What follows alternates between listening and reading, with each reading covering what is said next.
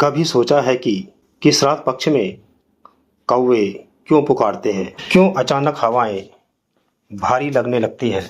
और क्यों हर घर में दिया जलाकर पूर्वजों को याद किया जाता है? ये सिर्फ एक परंपरा नहीं, एक ऐसा समय है जब दुनिया के दो छोर, जीवित और पितर, आपस में जुड़ते हैं। हर साल आता है एक ऐसा समय जब आत्माएं अपने घर लौटती हैं, ना किसी को दिखाई देती है, ना किसी से कुछ कहती है, लेकिन उनकी उपस्थिति हर घर में महसूस होती है। ये है पितृपक्ष। और आज हम बात करेंगे जागे और भोगे पितृपक्ष की कथा की, एक ऐसी कहानी जिसे सुनकर आप शायद अपनी पुरानी परंपराओं को नए नजरिए से देखने लगेंगे। तो जुड़िए हमारे साथ और जानिए इस अद्भुत कथा के पीछे छुपे गहरे रहस्य। पुराणों में कहा गया है कि पितृपक्ष में पूर्वजों को तर्पण देने से न केवल उनका आशीर्वाद मिलता है, बल्कि हमारी इच्छाएं भी पूर्ण होती हैं। आज हम जानेंगे जागे और भोगे पितृपक्ष कथा, जिसमें छुपा है एक परिवार, एक आत्मा और एक अधूरी मुराद का रहस्य। तो चलिए शुरू करते हैं इस पावन यात्रा को। नमस्कार मित्रों, आपका हमारे channel motivational and spiritual world में स्वागत है। इस कहानी को देखने से पहले मेरा आपसे निवेदन है, कृपया आप हमारे channel motivational and spiritual world को लाइक, सब्सक्राइब, शेयर और कमेंट अवश्य करें। तो चलिए शुरू करते हैं इस रहस्यमयी यात्रा को। बहुत समय पहले की बात है। एक छोटे से गांव में दो भाई रहते थे, जोगे और भोगे। दोनों की जीवन स्थिति बहुत अलग थी, पर उनकी आत्मा में आत्मीयता और प्रेम गहरा था। जोगे बड़ा भाई था और संपत्ति, धन की दृष्टि से अधिक समृद्ध था, जबकि भोगे छोटा भाई था। उसके जीवन में कम संसाधन थे, धन संपत्ति कम थी, लेकिन भोगे का हृदय बड़ा और सरल था।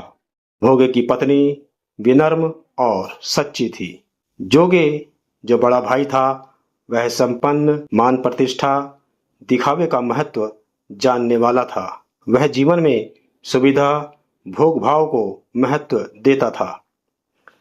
जोगे की पत्नी स्वभाव से अभिमानी, उसकी धन वैभव में घूमने फिरने की आदत थी। वह सामाजिक प्रतिष्ठा एवं दिखावे की चाह रखती थी। भोगे, जो निर्धन, गरीबी की स्थिति में जीवन व्यतीत करता था, पर जीवन को प्रेम और कर्तव्य भाव से भरपूर मानता था। भोगे की पत्नी सरल, विनम्र, ईमानदार, आत्मीयता से परिपूर्ण, वास्तविक भाव और कर्तव्य से चलने वाली थी। मित्रों, पितर पूर्वज जिनका श्राद्ध तर्पण करवाने वाले अपने वंशजों से कुछ अपेक्षाएं रखते हैं। उनकी समस्याएं, संतुष्टि, आशीर्वाद बहुत महत्वपूर्ण होता है। पितृपक्ष का समय निकट आ रहा था। गांव में लोग तैयारी करने लगे। जोगे की पत्नी ने जोगे से कहा, पितरों का श्राद्ध करना चाहिए। हमने समय समय पर पूर्वजों को याद किया है, लेकिन इस वर्ष विशेष रूप से पूजा पाठ और दान पुण्य करना चाहिए।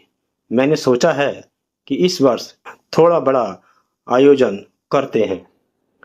जोगे ने अपनी पत्नी की बात सुनी, पर उसके मन में हल्की झिझक थी। उसने सोचा कि श्राद्ध तर्पण वैसे भी हो जाता है, लेकिन दिखावा, दावत, भोजन और सज धज में पैसा और समय व्यर्थ बर्बाद होगा। और फिर जोगे ने अपनी पत्नी से कहा, अगर करना है तो ठीक है, पर जैसा मैंने सोचा है वैसा ही करना चाहिए। लेकिन उसकी पत्नी ने कहा, नहीं, हम इस श्राद्ध को समाज में प्रतिष्ठा दिखाने का अवसर समझेंगे। मैं चाहती हूँ कि इस बार बहुत अच्छा हो, मेरे मायके पक्ष से लोग आएं, उनकी दावत हो, सब कुछ व्यवस्थित हो। जोगे की पत्नी इस अवसर को अपनी श्रेष्ठता, शोभा और मान सम्मान के लिए उपयोग करना चाहती थी। मित्रों, उधर दूसरी तरफ भोगे की स्थिति विपरीत थी। उसकी पत्नी ने भी श्राद्ध की सोच रखी थी, लेकिन उनके पास सामग्री कम थी। किराया, छोटे छोटे व्यंजन, थोड़ा दान आदि रोज की जरूरतों में कठिनाई होती थी। फिर भी भोगे और उसकी पत्नी ने ठान लिया कि वह श्राद्ध समय पर तर्पण करेंगे। उन्होंने अपने साधन अनुसार सरलता और श्रद्धा से तैयारी शुरू की। जोगे की पत्नी ने योजना बनाई कि वह बड़े बड़े व्यंजन, मिठाइयाँ आदि का भोजन होगा। उसने भोगे की पत्नी को आमंत्रित किया कि यह सोचकर कि वह आकर सहायता करे, क्योंकि जितना अधिक दिखावा होगा उनको उतना ही अधिक मान मिलेगा। जोगे की पत्नी ने भोगे की पत्नी से कहा, तुम्हारी सहायता से मैं सुंदर आयोजन कर पाऊंगी, साथ ही लोग मेरी प्रतिष्ठा की बात भी करेंगे। यह सुनकर भोगे की पत्नी ने प्रेम और सम्मान से हाँ कर दी। उसने विचार किया कि यदि दिखावा भी हो पर काम सद्बुद्धि से हो तो कुछ भी बुरा नहीं होता। और फिर दूसरे दिन भोगे की पत्नी सुबह सुबह उठी, श्राद्ध के लिए आवश्यक सामान जुटाया, खाना पकाया, सब व्यवस्था की, सबको समय पर तैयार रहने की प्रेरणा दी। फिर जब समय हुआ वह जोगे के घर गई। वहाँ जरूरी काम किए, खाना बनाया, पूजा पाठ की सामग्री सजाई, ब्राह्मण आमंत्रित हुए। धीरे धीरे सारा काम निपट गया और भोगे की पत्नी वापस अपने घर लौट गई, क्योंकि उसे अपने घर की श्राद्ध की तैयारी भी करनी थी। और फिर भोगे की पत्नी ने घर आकर पितरों को तर्पण और श्राद्ध का समय निर्धारित किया। और मित्रों, श्राद्ध के दिन पितरों की पुकार हुई, पितरों के तर्पण और श्राद्ध का समय निर्धारित हुआ। और फिर पुरखों की आत्माएं धरती पर आती हैं। यह मान्यता थी कि यह दिन विशेष है जब अधूरे कर्मों की पूर्ति, स्मृति और पिछड़ी आत्माओं की शांति संभव है। मित्रों, पहले पितर जोगे के घर पहुंचे। उन्होंने देखा कि वहां दावत का आयोजन है, भव्य दावत है, भोजन की विविधता, सज धज में कोई कमी नहीं। परंतु उन्हें यह भी महसूस हुआ कि वहां जो हो रहा है वह ज्यादातर दिखावे के लिए है। मनोभाव कम है, सच्ची श्रद्धा कम है। जोगे की पत्नी और उसके मायके वाले पड़ोसी आदि व्यस्त हैं बोलने में, हंसने में, पर श्राद्ध का भाव उनमें किसी में नहीं झलक रहा था। पितरों को यह अनुभव हुआ कि वहां उन्हें जो भी भोजन परोसा गया वह सिर्फ दावत की तरह है, ना वह तर्पण है, ना वह आत्मीयता और ना ही वह समर्पण जिसका पूर्वजों ने स्वप्न देखा हो। उन्होंने वहां से निकलकर कह दिया कि यह पर्याप्त नहीं है। फिर पितर चले भोगे के घर। उन्हें उम्मीद थी कि भोगे की पत्नी ने जो तैयारी की है वह पूरी श्रद्धा से होगी, पर वहां भी उन्हें निराशा हुई। भोगे के घर में संसाधन कम थे, व्यंजन सीमित थे, सामग्री कम थी, पर भावना, समर्पण और तर्पण के समय पूर्वजों के प्रति ईमानदारी थी। वहां अंगियारी, तर्पण, मन से किए गए कर्म, बच्चों और पत्नी की आत्मीय सेवा थी।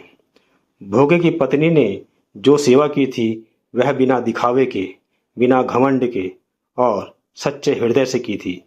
उसने अपनी सरलता में भी वैभवपूर्ण श्रद्धा भर दी थी। यह सब पितरों को बहुत पसंद आया और फिर पूर्वजों ने आपस में चर्चा की कि जोगे समर्थ है पर वहाँ श्रद्धा कम है और दिखावट ज्यादा। और दूसरी तरफ भोगे के घर संसाधन कम है पर मन का समर्पण, सेवा का भाव और उनमें सच्चाई है। वे सोचने लगे कि अगर भोगे समर्थ होता तो भोगे के घर में भी समृद्धि होती, पर वर्तमान हाल में भी उसकी पत्नी ने जो किया वह अमूल्य है। और पितरों की यह देखकर पितरों की इच्छा हुई कि वह भोगे के घर समृद्धि ला दें। और फिर वे बोले, भोगे के घर धन हो जाए, भोगे के घर धन हो जाए। और यह आशीर्वाद उदार स्वर में हुआ। जैसे ही यह आशीर्वाद हुआ, भोगे की जिंदगी में चमत्कार हो गया। मित्रों, फिर शाम की बेला हुई। भोगे के बच्चे भूखे थे, उन्हें कुछ खाने को नहीं मिला। भोगे की पत्नी चिंतित हुई। उसने बच्चों से कहा, आंगन में होंदी औंधे पड़ी है, जाओ खोलो और देखो, जो कुछ भी उसमें मिले उसे बांट लो। बच्चे भागे भागे आंगन में गए, हौंदी खोली और वे क्या देखते हैं कि हौंदी मोहरों से भरी हुई थी। सोने और चांदी की मोहरें, कीमती धन जो उन्होंने कभी सपने में भी नहीं सोचा था। बच्चे दौड़े दौड़े अपनी माँ के पास आए और सारी बात अपनी माँ को बताई। भोगे और उसकी पत्नी भी वहां गए और वह यह सब देखकर चकित हो गए। उनको वह धन अचानक प्राप्त हुआ था, पितरों की कृपा से, श्राद्ध, तर्पण और भावना की ताकत से। पर भोगे ने घमंड नहीं किया। धन पाकर भी उसने अपनी सादगी नहीं छोड़ी। उसने देखा कि उसकी पत्नी ने पूरी श्रद्धा से, प्रेम से सेवा की है और उनके पितर प्रसन्न हुए हैं। फिर मित्रों, अगला वर्ष आया। जब फिर पितृपक्ष आया, भोगे ने उसी धन का उपयोग ईमानदारी और धर्मपूर्वक किया। इस बार उसकी पत्नी ने 56 प्रकार के व्यंजन बनाए, दान पुण्य किया गया। उन्होंने समाज में कोई दिखावा नहीं किया, मगर भोगे के यहाँ श्रद्धा और भावना की कोई कमी नहीं थी। भोगे ने ये सब इस सोच के साथ किया कि पूर्वजों की स्मृति बनी रहे, परिवार में प्रेम हो, संसाधन सही जगह उपयोग हो। उसने अपने जेठ जेठानी आदि रिश्तेदारों का आदर किया, उनको दक्षिणा दी, उनको भोजन करवाया। यह सब सोने चांदी के बर्तनों में नहीं, पर स्वच्छ और पर्याप्त बर्तनों में सब कुछ सच्ची श्रद्धा से किया। उनके पितर इस सब से अत्यंत प्रसन्न हुए। उन्होंने भोगे की धर्मपरायणता, भक्तिभाव, सरलता, समाज की सेवा भावना को देखा। उन्होंने आशीर्वाद दिया, तेरा वंश सदा समृद्ध हो, तेरा परिवार सुखी हो, तेरा जीवन पूर्वजों की कृपा और आशीर्वाद से परिपूर्ण हो। और भोगे और उसकी पत्नी के जीवन में इतने अवसर आए कि उनकी गरीबी दूर हो गई और वे अपनी ईमानदारी, भक्तिभाव और सेवा की भावना के कारण गांव के लोगों द्वारा सम्मानित हुए। मित्रों, यह कहानी दिखाती है कि केवल दिखावे, प्रतिष्ठा, बड़े भोजन दावत से काम नहीं चलता, बल्कि भावना, श्रद्धा और समर्पण से पूर्वजों की स्मृति को तृप्त किया जा सकता है। संसाधनों का सम्मान और सरलता की महत्ता, संसाधनों की कमी बाधा नहीं है। आत्मीयता, सद्भावना, विनम्रता ऐसे गुण हैं जो धन, वैभव से कहीं अधिक मूल्यवान हैं। मित्रों, हमारे पूर्वज यह चाहते हैं कि उनके वंशज उन्हें याद रखें, उन्हें सम्मान दे, तर्पण, श्राद्ध करें और अपने जीवन में नेक कार्य करें। ये कार्य भौतिक प्रकृति के नहीं, बल्कि आत्मिक और नैतिक हों। भोगे की पत्नी ने न केवल ईमानदारी से काम किया, बल्कि वह दूसरों की सहायता के लिए भी हमेशा तत्पर रहती थी, भले ही उसके पास कम संसाधन हो। यह उदारता और सेवा की भावना प्रशंसा योग्य है। मित्रों, धन मिले तो घमंड नहीं करना चाहिए। जीवन में प्रेम और श्रद्धा होनी चाहिए, जिससे हमें मन की शांति और पूर्वजों की संतुष्टि मिल सके। पूर्वजों ने देखा कि भोगे की पत्नी ने भय, दिखावे और अहंकार के बिना अपने कर्तव्यों को पूर्ण किया। उनके श्राद्ध, तर्पण, सेवा भाव और स्मृति भाव ने उन्हें संतुष्टि दी। उनके आशीर्वाद स्वर व्यक्त हुए, जिससे भोगे के घर में धन, सुख और समृद्धि आई। यह कृपा सिर्फ भौतिक नहीं, बल्कि वह मानसिक शांति, आत्मसम्मान और सामाजिक सम्मान भी थी। यह कृपा सिर्फ भौतिक नहीं थी, बल्कि वह मानसिक शांति, आत्मसम्मान और सामाजिक सम्मान की थी। मित्रों, जोगे और भोगे की यह कथा हमें यह सिखाती है कि पूर्वजों को आदर और श्राद्ध तर्पण केवल एक धार्मिक अनुष्ठान नहीं, बल्कि यह आत्मीयता, ईमानदारी और मन की सफाई का उत्सव है। जब हम इसे दिखावे के बजाय दिल से करते हैं तो कृपा स्वतः ही बरसती है। जीवन में धन और प्रतिष्ठा की चाह हो सकती है, किंतु वह लक्ष्य तभी सत्य हो सकता है जब हमारा मन सच्चा हो। भोगे की तरह यदि हम अपने कर्तव्यों को प्रेम, श्रद्धा और विनम्रता के साथ निभाएं, पूर्वजों की स्मृति को सम्मान दें और अपने जीवन को सरलता व नैतिकता से संवारें, तो पितरों की कृपा अपने आप सामने आ जाएगी। मित्रों, अंत में मैं यही कहूंगा कि जीवन में वास्तविक सौंदर्य यही है कि हम दिखावे से दूर रहें और मन सच्चाई से परिपूर्ण हो।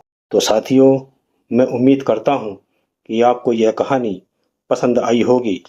इसी तरह की और कहानियों को देखने के लिए कृपया आप हमारे channel motivational and spiritual world को लाइक, सब्सक्राइब, शेयर और कमेंट अवश्य करें। धन्यवाद।